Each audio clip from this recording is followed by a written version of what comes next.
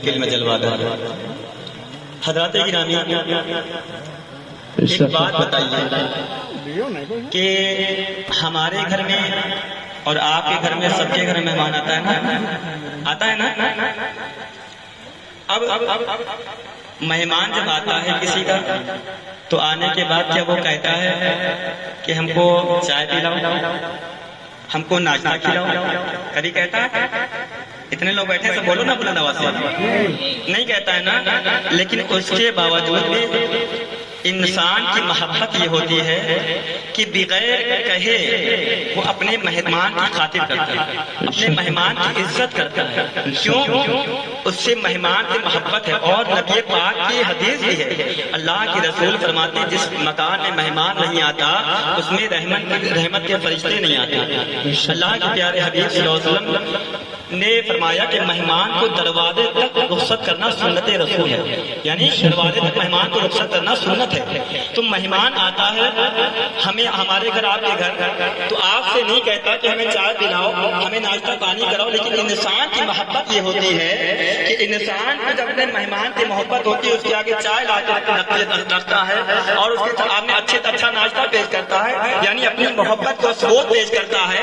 تو اب اگر کوئی ایسے ہی وکیل ہوگا جو اگر آپ مہمان منع کر دے کہ نہیں آپ زحمت نہ کیجیے، آپ اتنی تکلیف نہ کیجیے، تو اب ایسے ہی کوئی کمزور وکیل انسان جو ہوگا تو سوچے گا چلو انہوں نے منع تو کر دیا اب نہ کریں۔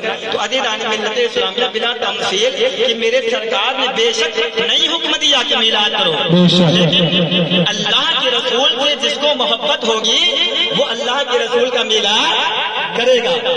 مہمان سے محبت ہوگی، مہمان لاکھ منع کرے لیکن وہ اپنی محبتوں کا ثبوت پیش کرتا ہے۔ وہ نبی کا میلاد کیا کریں گے؟ جن کی غیرت زندہ ہے، جن کا ایمان زندہ ہے، وہ نبی کا میلاد کر رہے ہیں، پورے قیامت تک کرتے رہیں گے۔ نعرہ تکبیر، نعرہ تکبیر، سرکار کی آمد، سرکار کی آمد، نعرہ تکبیر، نعرہ رسالت۔ اور آج ثبوت کیا پیش کیا جاتا ہے؟ لوگ کہتے ہیں کہ دیکھو نبی نے منایا نہیں، صحابہ نے منایا نہیں، اس لیے بدعت ہے۔ اگر ہر وہ کام جس کو اللہ کے رسول نے نہیں کیا، صحابہ نے نہیں کیا، ہر وہ کام بدعت ہو جائے تو آج معلوم کریے سعودی عرب کے اندر ان لوگوں نے تہجد کی اذان قائم کر کے رکھی ہوئی ہے، تہجد کی اذان قائم کر کے رکھی ہوئی ہے۔ اب بتائیے کہ اللہ کے رسول صلی اللہ تعالی علیہ وسلم سے بڑا کوئی تہجد گزار تھا؟ اللہ کے رسول صلی اللہ علیہ وسلم پر ہم پر آپ پر 5 ٹائم کی نماز فرض ہے، لیکن میرے آقا جناب محمد رسول اللہ صلی اللہ علیہ وسلم پر اللہ نے 6 ٹائم کی نماز فرض کی تھی۔ ہمارے نبی پر تہجد کی نماز فرض تھی، لیکن اس کے باوجود میرے نبی نے کبھی تہجد کی اذان نہیں دی۔ یہاں تک کہ جب میرے آقا صلی اللہ علیہ وسلم نے پردہ فرمایا اس کے بعد دور خلافت ابو بکر صدیق کا آیا، کوئی تہجد کی اذان نہیں۔ اس حضرت عمر فاروق اعظم کا زمانہ آیا، کوئی تہجد کی اذان نہیں۔ عثمان غنی کا زمانہ آیا، کوئی تہجد کی اذان نہیں۔ حضرت علی شیر خدا کا زمانہ آیا، کوئی تہجد کی اذان نہیں۔ تو جو لوگ یہ کہتے ہیں نبی نے میلاد کیا نہیں، صحابہ نے کیا نہیں، تو ان سے پوچھو اگر تمہارا یہی فتویٰ ہے کہ جو کام نبی نے نہیں کیا وہ بدعت ہو جاتا ہے تو ثابت کرو کس حدیث سے ثابت ہے کہ نبی نے اذان دیا، صحابہ نے اذان دیا؟ تو صحابہ نے اذان دیا نہیں، نبی نے اذان دیا نہیں۔ اب بتاؤ بھلا کیا صحابہ کرام سے بڑا کوئی تہجد گزار تھا؟ تو صحابہ نے دیا نہیں، نبی نے دیا نہیں۔ ارے جب تمہاری تہجد کی اذان دینا جائز ہے تو میرے مصطفیٰ کا میلاد کرنا بھی جائز ہے۔ ملت اسلامیہ ذرا دیکھیے میرے آقا صلی اللہ علیہ وسلم کا میلاد کرنا کیا ہے۔ میرے آقا صلی اللہ علیہ وسلم کو ایک عالم دین نے خواب میں دیکھا، کیا دیکھا؟ اللہ کے رسول جلوہ گاہ ہیں۔ اللہ کے رسول سے پوچھا اے اللہ کے پیارے پیغمبر صلی اللہ علیہ وسلم کیا ہم لوگ خوشی مناتے ہیں آپ کی آمد کی، آپ کی آمد پر جھنڈا لگاتے ہیں یا رسول اللہ، آپ کا جشن مناتے ہیں، آپ کا میلاد مناتے ہیں یا رسول اللہ، کیا آپ کو پسند آتا ہے؟ تو میرے آقا نے فرمایا جو ہم سے خوش ہوتا ہے ہم بھی اس سے خوش ہوتے ہیں۔ سبحان اللہ۔ اب مسلمانوں کو کہنے والا کہہ سکتا ہے ارے یہ تو خواب کی بات ہے۔ اسلامیہ ذرا ملاحظہ فرماتے چلے کہ میرے آقا نے خود ارشاد فرمایا کہ جس نے مجھے خواب میں دیکھا اس نے حقیقتاً مجھے کو دیکھا، کیونکہ اللہ نے شیطان کو یہ اختیار دیا ہی نہیں کہ میری صورت آگ کے مثل بن سکے۔ مسلمانوں اس حدیث پاک کو سامنے رکھو اور کتنے مسئلے تھے کھل کر کے سامنے سامنے آ گئے. پہلا مسئلہ یہ کھل کر کے سامنے آیا کہ جس نے اللہ کے نبی کو خواب میں دیکھا اس نے حقیقت میں اللہ کے نبی کو دیکھا. دوسرا مسئلہ یہ کھل کر کے سامنے آیا 600 کروڑ سال پڑھنے والا نبی کے جیسا تو نہیں بن سکتا لیکن ابلیس بن گیا. جب 600 کروڑ والا جب نبی کے جیسا نہیں بن سکتا, کوئی 3 دن والا نبی کے جیسا بن سکتا ہے؟ کوئی 40 دن کے چلے پہ جا کے نبی کے جیسا بن سکتا ہے؟ عزیزان ملت اسلامیہ, چلو ذرا صحابہ اکرام کے زمانے میں چلو. اللہ اکبر, جب میرے آقا صلی اللہ علیہ وسلم بلکہ اپنا تھوک مبارک بلکہ تھوک دے تو صحابہ اکرام اس کو بلکہ زمین پر نہیں گرنے دیتے. صحابہ اکرام اس کو ہاتھوں میں لیتے اور اپنے چہرے پر مل لیا کرتے. اور یہاں تک کہ میرے آقا صلی اللہ علیہ وسلم جب اپنی ناک مبارک سنکتے تو صحابہ اکرام اس کو زمین پر نہیں گرنے دیتے. صحابہ اکرام اس کو اپنے ہاتھوں میں لیتے, اپنے چہرے پر مل لیا کرتے. اب مسلمانوں ذرا غور کرو کہ اس کی دلیل نہ تو قرآن میں ہے نہ حدیث میں. میرے مصطفیٰ نے ایسا نہیں کہا لیکن صحابہ اکرام نے ایسا کیا. صحابہ اکرام نے ایسا کیا. جو لوگ کہتے ہیں لا میلاد کی دلیل قرآن سے دو حدیث سے دو, ان سے پوچھو کہ صحابہ اکرام نے ایسا کیا کہ نہیں کیا. کیا اللہ نے حکم دیا تھا؟ کیا قرآن کریم میں کوئی ایسے کریمہ نازل ہوئی تھی کہ میرے محبوب جب تھوکے تو ان کا تھوک اپنے چہرے پہ مل لینا, اپنے جسموں میں مل لینا؟ اللہ نے حکم نہیں دیا, نبی نے حکم نہیں دیا, لیکن اس کے باوجود بھی صحابہ اکرام نے کیا. تو کیا پتا چلا جس کی دلیل نہ قرآن میں ہو نہ حدیث میں ہو, اگر وہ کام مصطفیٰ کی محبت میں کیا جائے تو بلکہ کسی اور کی سنت نہیں بلکہ صحابہ اکرام کی سنت ہوا کرتی. بن دلیل کے نبی کی تعظیم کرنا یہ صحابہ کی سنت ہے. آئیے ذرا دیکھیے, جب میرے آقا صلی اللہ علیہ وسلم نے, یہ تو میرے آقا کا زمانہ تھا, میرے آقا کا ظاہری زمانہ تھا, آج بھی میرے مصطفیٰ کا زمانہ ہے. جو لوگ کہتے ہیں کہ نبی کے زمانے میں یہ نہیں تھا وہ نہیں تھا, تو ان سے پوچھو کیا کسی اور کا کلمہ پڑھ لیے ہو یا کوئی اور نبی آ گیا ہے؟ ارے نبی کا زمانہ کل بھی تھا, نبی کا زمانہ آج بھی ہے, یہ نبی کا زمانہ رہے گا. ملت اسلامیہ ذرا دیکھیے, میرے آقا صلی اللہ علیہ وسلم کے ہی زمانے میں جب اللہ کے نبی صلی اللہ علیہ وسلم کے گیسو مبارک بلکہ آپ کے بال مبارک بڑھ جاتے تو میرے نبی اس کو بالوں کو ترشواتے, بالوں کٹواتے تو صحابہ اکرام کے ارد گرد بیٹھ جاتے اور اپنے نبی کے بالوں کو لیتے اور اپنے پاس پر رکھ لیتے. عزیزان ملت اسلامیہ, اب بتاؤ نہ تو قرآن میں کی دلیل اللہ نے حکم دیا تھا نہ نبی نے حکم دیا تھا, لیکن صحابہ اکرام نے ایسا کیا. اب بتاؤ اس زمانے میں اگر صحابہ اکرام شرک کرتے, اگر گناہ کرتے, فوراً ایسے کریمہ نازل ہو جاتی. یعنی نبی کونین صلی اللہ علیہ وسلم کی شان میں جب گستاخی کی جاتی تھی تو قرآن نازل ہو جاتا تھا, تو اللہ تعالیٰ نے کوئی جواب نہ دیا. یعنی جب مصطفیٰ کی تعظیم کی جا رہی تھی کوئی حکم نازل نہ ہوا کہ محبوب یہ لوگ تو شرک کر رہے ہیں, تو پتہ یہ چلا مصطفیٰ کی محبت میں جو کام کیا جائے اس پر شرک کا فتویٰ لگانا یہ صحابی کی سنت نہیں, آج کے وہابی کی سنت ہے, آج کے وہابی کی سنت ہے. عزیزان ملت اسلامیہ ذرا دیکھیے, یہ تو میرے آقا صلی اللہ علیہ وسلم کا ظاہری زمانہ. جب میرے آقا صلی اللہ علیہ وسلم نے وصال ظاہری فرمایا, جب میرے آقا نے دنیا سے کوچ فرمایا, میرے آقا نے دنیا سے پردہ فرمایا. اللہ اکبر. اب حضرت ابو بکر صدیق رضی اللہ تعالیٰ جہاں مسجد نبی میں اللہ کے رسول منبر پہ پہلے دینے پہ خطبہ دیا کرتے تھے, تو ابو بکر صدیق رضی اللہ تعالیٰ عنہ پہلے دینے پہ نہیں بیٹھے, دوسرے دینے پہ بیٹھے. کہاں بیٹھے؟ حضرت ابو بکر صدیق دوسرے دینے پہ بیٹھے. اور اس کے بعد صحابہ اکرام نے پوچھا کہ اے ابو بکر صدیق رضی اللہ تعالیٰ عنہ, اللہ کے نبی صلی اللہ تعالیٰ علیہ وسلم تو پہلے دینے پہ منبر کے بیٹھا کرتے تھے, آپ دوسرے دینے پہ کیوں بیٹھے؟ تو کسی نے, آپ نے فرمایا کہ ابو بکر صدیق کی کہاں مجال کہ جہاں مصطفیٰ بیٹھے وہاں ابو بکر صدیق بیٹھے.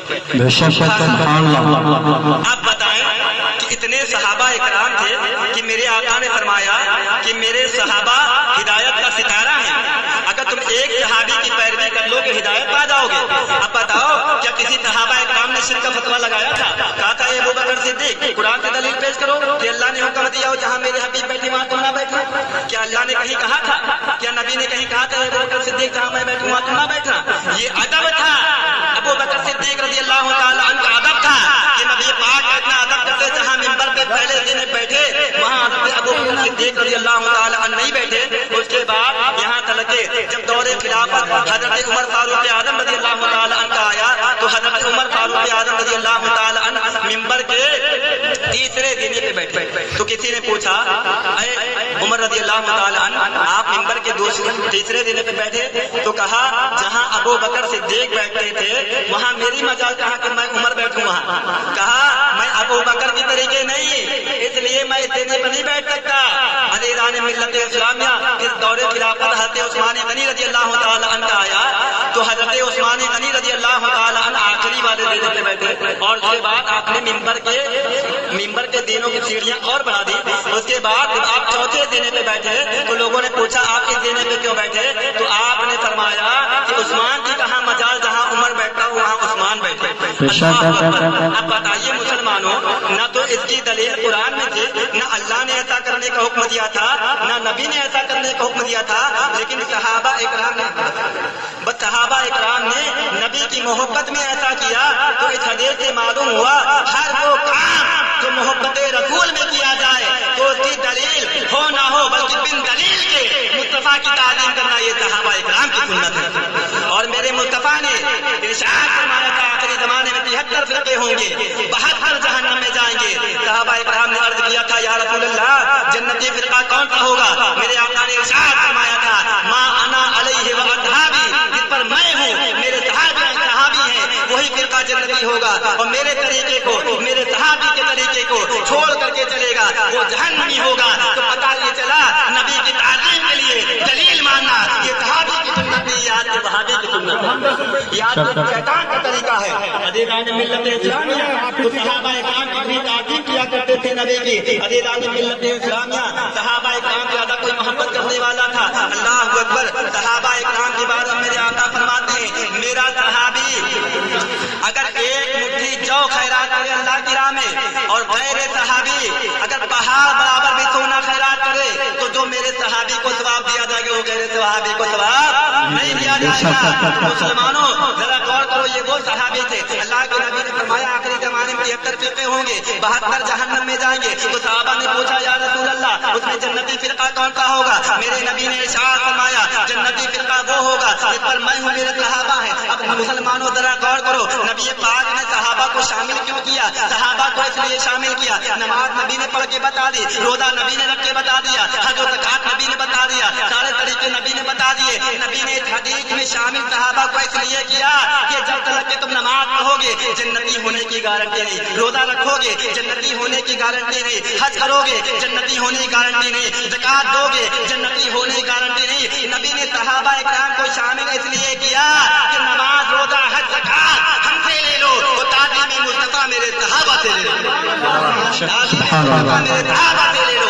इसलिए नबी ने सहाबा इकराम को शामिल किया, जो मेरे तरीके पर मेरे सहाबा के तरीके पे होगा वही जन्नती है। तो नबी पाक सल्लल्लाहु अलैहि वसल्लम की ताज़ीम के लिए दलील मांगना ये सहाबी की सुन्नत नहीं है। सहाबा इकराम बिन दलील के मुस्तफा की ताज़ीम किया करते थे। तो इसलिए हम सुन्नी मुसलमान भी कह दो, जो लोग सबूत मांगते हैं तुमसे कह दो कि हम बिन दलील के मुस्तफा की ताज़ीम करते हैं, शैतान खुद ब खुद भाग जाएगा, तुमसे दलील नहीं मांगेगा। आज जो लोग कहते हैं मिलाद शिर्क, तो उन जालिमों से कह दो अगर मिलाद शिर्क है लाओ कुरान की एक आयत ऐसी ले आओ जिसमें मिलाद शिर्क लिखा हो, कसम खुदाए ताला की ये मर जाएंगे।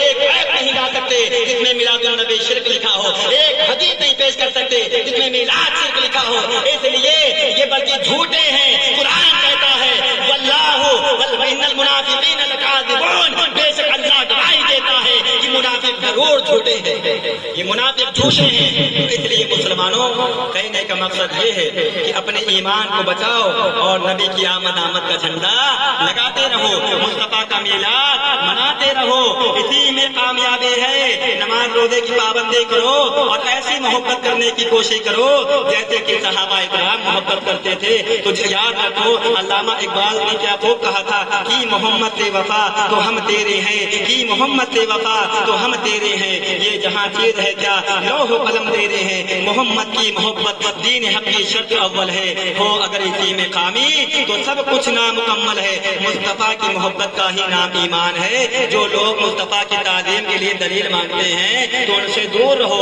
وہ صحابی کے طریقے پہ نہیں ہیں، وہ گمراہی میں پڑے ہوئے ہیں۔ اللہ کی بارگاہ میں دعا ہے کہ جو کچھ بیان ہوا اللہ ہمیں بھی عمل پیرا ہونے کی، تمام مسلمانوں کو عمل پیرا ہونے کی توفیق اور توفیق عطا فرمائے۔ ایک مرتبہ توبہ کرنے پڑی، استغفر اللہ ربی من کل ذنب واتوب الیہ، استغفر اللہ ربی من کل ذنب واتوب الیہ، استغفر اللہ ربی من کل ذنب واتوب الیہ، وما علینا الا البلاغ۔